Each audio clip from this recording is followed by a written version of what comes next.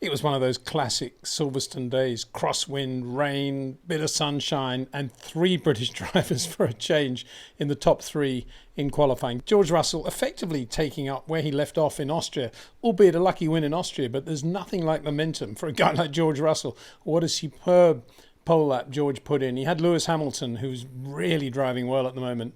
He had Lewis Hamilton to beat in front of the Silverstone crowd, and he did so by the tiniest of margins. Was Mercedes won too as well, not far from their home base, so very good result for them. Congratulations to them. And Lando Norris P3 for McLaren-Mercedes, probably knowing Lando even more disappointed than normal. He's only really happy if he's on the pole and winning the race. But Lando nonetheless drove extremely well. It kind of got away from him at the exit of Beckett's, but before that a really, really good lap. P4, Max Verstappen in the Red Bull Honda, would you believe? Quite a lucky P4 as well. It was a difficult qualifying session for everybody. Obviously, it was the same for everyone. And it began in Q1 on a drying track, but it became very clear within about 3 minutes of Q1 that quick times at the end were going to be on slicks. So it was a question of getting into slicks at the right time and getting out there with the right tyre temperatures. Red Bull a little bit behind the music there. And Max had just gone purple in Sector 1 when it started to rain going into the Turn 7 area. He lost the back end. He bounced over the runoff area, almost hit the outside fence, kept the car going. But at that point, from that point onwards, the underfloor of the car was damaged and Red Bull were never going to be able to get it back into decent shape again before the end of qualifying. And Max had to live with an imbalance and a difficult car to drive in obviously difficult conditions. Did well to qualify P4, as I say, a lot better than his teammate Sergio Perez, who on this occasion should have been able to rise to the surface. This is exactly the situation when the number 2 driver at Red Bull, with Max in a problem like that, should be able to come in and do something for the team.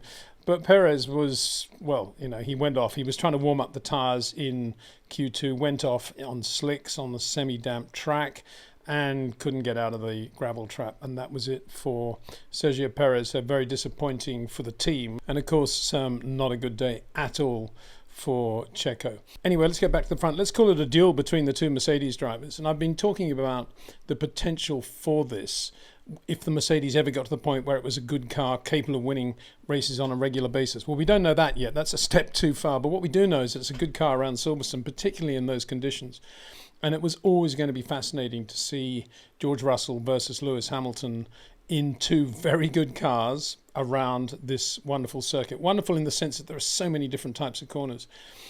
Analysis of the two quickest laps by the two drivers shows, in my opinion, two things. One, going into Beckett's through that fast left-hand kink and then into Beckett's, George had a slight advantage. Lewis does what classic racing drivers do, and I say classic because you hear so many drivers from the past saying always keep a car in a taller gear, a higher gear, if in doubt.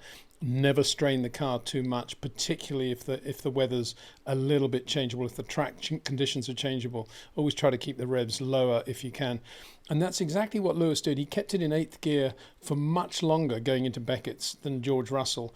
And at one point, he was under 10,000 revs in 8th. He was doing something like 9.6 in 8th gear. Whereas George was backing off slightly in the normal way going into Beckett's, not braking, and as soon as he backed off the throttle he was putting it into 7th and getting something like 11.5 in 7th and going in 7th gear, not braking but going in with load and torque from the engine that he could rely on, probably for a little bit of reflexy change of direction if he needed to do that, if there was a slight glitch at the back end of the car. Whereas Lewis is letting the car float in more. Got to say, Lando Norris doing a similar thing to Lewis there, and that's possibly why Lando also ran out of a bit of road towards the end of Beckett's as well. So it was there in the middle of Beckett's and down Hanger Straight, very little between Lewis and George, but it was going into Beckett's that George had a couple of critical kilometres an hour on Lewis because of that. I like to say it's because Lewis doesn't thrash the engine quite as much as George.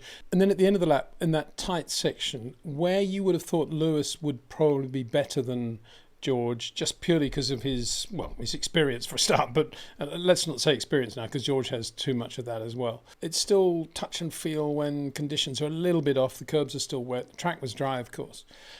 And you'd imagine there that Lewis would be the guy that got the car slightly straighter for a really good exit coming onto the pit straight. But it was George that did that. Lewis had to come out of the throttle a little bit more than George on the exit of that last long right hand. Just came out of the throttle a fraction, and that's where George also got the advantage over Lewis. It wasn't much, but those two areas going into Beckett's, George using 7th when Lewis is still in 8th, and then just getting a perfect exit out of the last corner. And he was on the track just after Lewis as well. So who knows, maybe the track was a fraction quicker drier at that point. I say fraction because it was obviously down to fractions anyway. And you have to look at those tiny details. So the separation, I think, was the way George was using the engine going into Beckett's more than Lewis, using the engine revs, and Lewis holding 8th gear for much longer before he, almost to the point where he's turning in. And he's still floating with the car.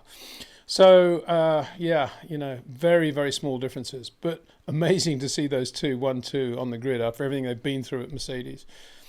As I've been saying from day one, Lewis never really wanted to have George in the other car anyway. What we saw today was exactly why Lewis wanted to keep Valtteri, because in this situation, you can imagine Valtteri probably would have been 1,000th or maybe a 10th or 2 behind Lewis. But on this occasion, although Lewis, I thought, did a really good job when he got out of the car, the last thing you want to do is be beaten by your teammate around a circuit like Silverstone.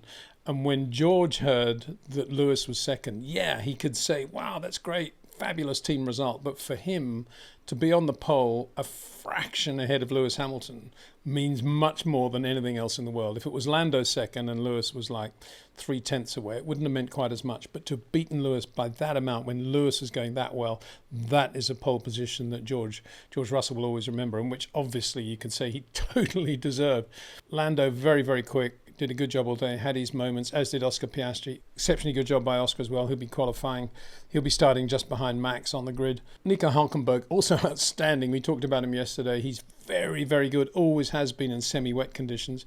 And we had semi-wet for about 50% of qualifying. Yeah, it was pretty dry, but he still qualified 6th in that Haas-Ferrari. What a great result for him. Great result for the team as well. The biggest disaster story of the day was undoubtedly Ferrari. Charles Leclerc didn't get into Q3. All over the place, really. I mean, Charles, we saw even in FP3 this morning when it was wet, he had some very, very inelegant moments. A couple of really nice slides, drifts you could call them, but a few really inelegant moments of almost overcorrection, just looking and all running out of road. And they kept changing things, ride height and stiffness and so forth on the Ferrari, and getting nowhere with the car. And the car was very edgy, as I said yesterday, particularly on fast corners. And it just got the better of Charles in the end. He was just overdriving it out of frustration, I think, and didn't get through to Q3. Carlos Sainz did a more measured job and will start P7th, couple of 10th behind Nico Hulkenberg, but a 10th behind Nico Hulkenberg and the Haas powered by the Ferrari engine. And of course, no factory team likes to be beaten at all by its customers, let alone the Haas team using a Dallara chassis. I mean, what an embarrassment for Ferrari this was today. Speaking of Aston Martin, Fernando was pretty good. He was, he loves these conditions and sort of dragged that car up into the top 3 in Q2. The problem was he was running out of tyres. He only had one set of soft tyres going into Q3. He only had one set of soft tyres in Q2, actually. So he did a really good job there on the rationing of the tyres. And he didn't actually get a run at all in Q3 because he didn't go out initially because he only had that one set of soft tyres. And when he did go out, he got a lot of traffic and then abandoned the lap. So that was that. Lance Stroll was 8th in the other Aston Martin. Alex Albon did a very good job for Williams-Mercedes to qualify 9th. No surprise there, really. Very good round Silverstone and very good in these conditions as well. He's got that lovely touch. Long corners, a bit like Lando, but very, very quick. Did a very good job in that car. And P10 was the aforementioned Fernando Alonso. So it's George, Lewis, Lando and Max. What a top 4 for the Grand Prix tomorrow, with the weather, of course, playing its role as well. Can't wait for that. Big thanks to Jetcraft, to OEM Exclusive, to Track Ninja, and of course to you, the viewer. Thanks for watching. See you tomorrow.